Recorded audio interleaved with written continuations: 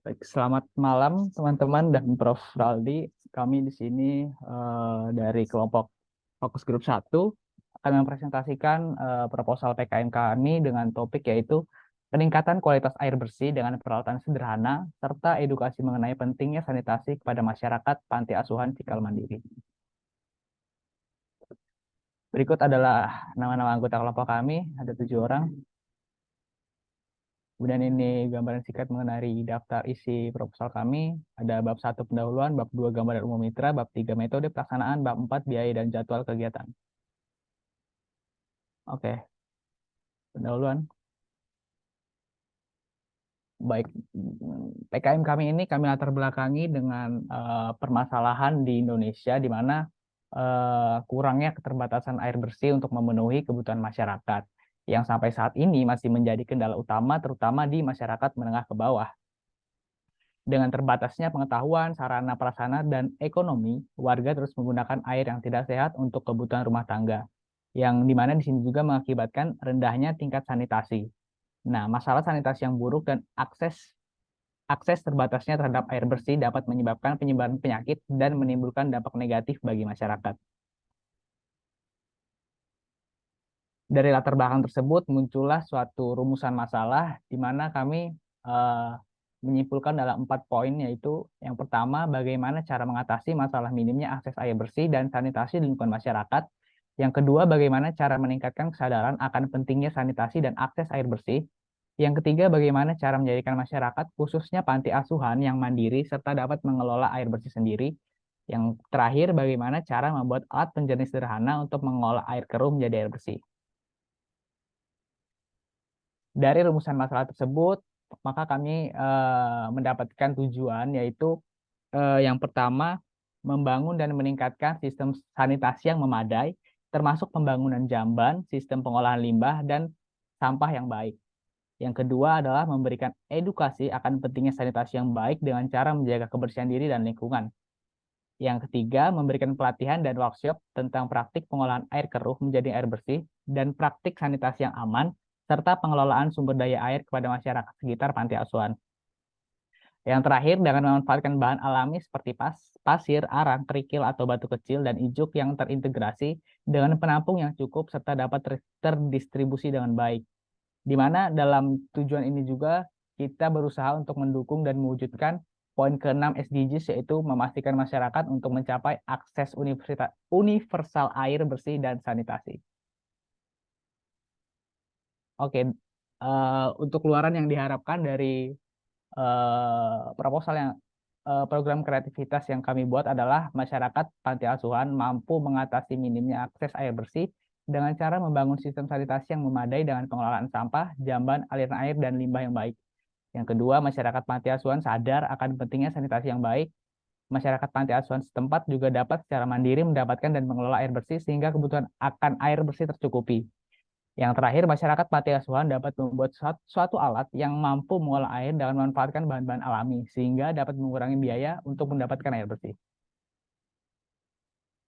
Nah, kegunaan dari program yang kami bawa adalah untuk yang pertama, mencegah penyakit dan menjaga kesehatan masyarakat. Yang kedua, meningkatkan kualitas air bersih. Yang ketiga, mengedukasi masyarakat tentang sanitasi yang baik. Keempat, meningkatkan kesadaran akan lingkungan. Dan yang kelima, melatih masyarakat akan mandiri, agar mandiri dan mengurangi ketimpangan sosial.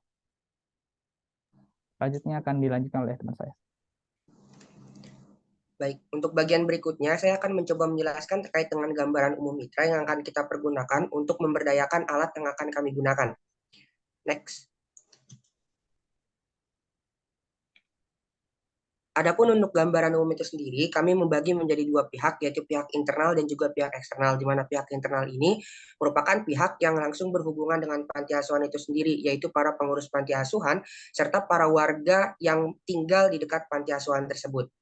Lalu yang kedua, mitra eksternal, di mana kami ingin mengembangkan suatu alat dan tentunya alat tersebut melibatkan beberapa pihak eksternal yang dapat memberikan dukungan baik secara teknis, finansial, maupun regulasi. Next. Untuk berikutnya, berkaitan dengan metode pelaksanaan dari proyek yang akan kami kembangkan. Untuk yang pertama, terkait dengan desain penelitian itu sendiri, di mana kami lebih memfokuskan pada pengabdian masyarakat dengan fokusan yaitu memperbaiki sanitasi di lingkungan. Yang kedua, berkaitan dengan populasi, ini berkaitan dengan pihak internal, yaitu warga penghuni dan juga pengurus dari panti asuhan itu sendiri. Dan adapun berikutnya yaitu terkait dengan teknik pengumpulan data, di mana kami melakukan wawancara terhadap para pengurus panti asuhan dan juga observasi terkait lingkungan dan juga keadaan-keadaan yang berkaitan dengan panti asuhan itu sendiri. Yang kedua terkait dengan pengolahan data di mana kami melakukan teknik deskriptif, yaitu kami menyimpulkan bahwa pihak eksternal yaitu warga yang ada di lingkungan sekitar panti asuhan ini kurang maksimal dalam memelihara kesehatan lingkungan, terutama lingkungan sanitasi.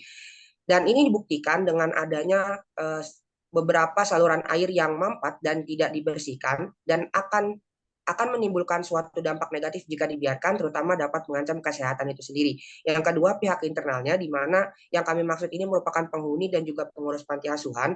Mereka sudah mampu menjaga kesehatan lingkungan, tetapi mereka belum maksimal dalam merawat dan juga menjaga fasilitas dari sanitasi mereka sendiri, seperti toran air yang mereka tidak rawat secara maksimal sehingga mengeluarkan air yang keruh, maupun penjagaan dari segi bahan yang mereka gunakan dalam kehidupan sehari-hari. Next.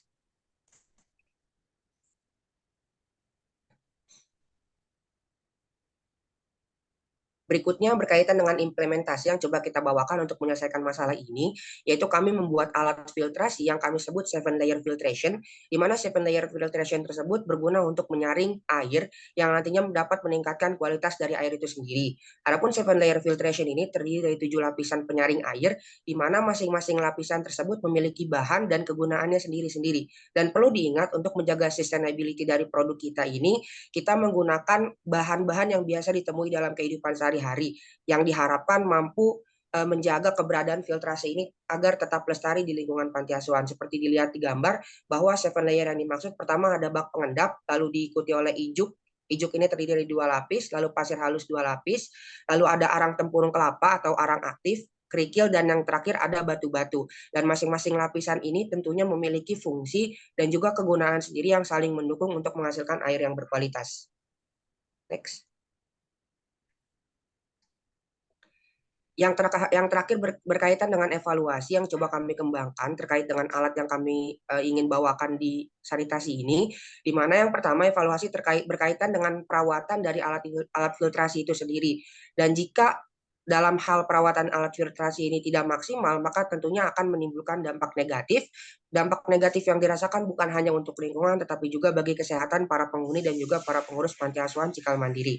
Yang kedua, rusaknya alat filtrasi. Ini berkaitan dan berkorelasi dengan poin pertama, di mana kurang maksimal dalam hal perawatan akan menyebabkan permeabilitas dari alat filtrasi tersebut akan menurun. Dan nantinya jika permeabilitas alatnya itu turun, akan menimbulkan alat filtrasi yang tidak maksimal dalam hal memfiltrasi air di panti asuhan itu sendiri. Untuk berikutnya akan disampaikan oleh Rashid. Oke, saya akan menjelaskan bab 4 yaitu biaya dan jadwal kegiatan. Next.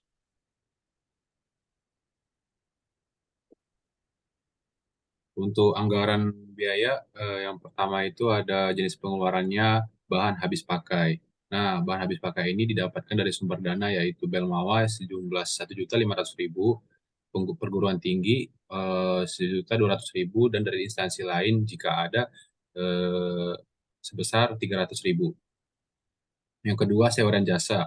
Sumber dananya dari Belmawa itu sekitar 500.000, perguruan tinggi sekitar 300.000, dan instansi lain jika ada itu tidak kami buat. Oke, untuk transportasi lokal, Belmawa sebesar 300.000, perguruan tinggi sekitar 200.000, dan yang keempat itu lain-lain seperti kayak kebutuhan lainnya, yaitu sumber dananya dari Belmawa itu sejumlah 100.000, perguruan tinggi sejumlah 100.000. Di sini ada rekap sumber dana yang kami dapatkan. Belmawa itu sekitar 2.400.000, perguruan tinggi sekitar 1.800.000, dan instansi lain sejumlah 300.000. Jumlah total rekap sumber dananya sejumlah 4.500.000. Next. Di sini ada jadwal kegiatan kami yang akan kami buat, yaitu yang pertama itu ada pembersihan toren yang akan dilakukan di bulan yang pertama Yang kedua itu ada pemasangan dan pemeliharaan alat 7 layers filtration yang akan kami buat di bulan kedua, 3, 4, dan 5. Dan yang terakhir sosialisasi pentingnya kebersihan air yang akan kami buat di bulan keempat dan 5. Next. Berikut daftar pustaka kami. Next. Oke, sekian dari kami pemaparan tentang PKM yang akan kami buat. Jika ada kesalahan mohon dimaafkan. Dilanjutkan oleh Adrina. Oke, mungkin sekian presentasi dari kelompok kami, kelompok FG1. Tentunya dalam pembuatan PKM ini masih terdapat banyak kesalahan dan kekurangan. Untuk itu diperlukan saran dan masukan dari dosen, pembimbing, atau mungkin teman-teman yang mendengar video ini. Dan semoga program yang kami buat dapat membantu masyarakat sekitar, khususnya kepada panti asuhan Cikal Mandiri tentang akses air bersih dan sanitasi yang baik di lingkungan tersebut. Mungkin apabila ada salah kata atau pengucapan, kami mohon maaf. Terima kasih. Selamat malam.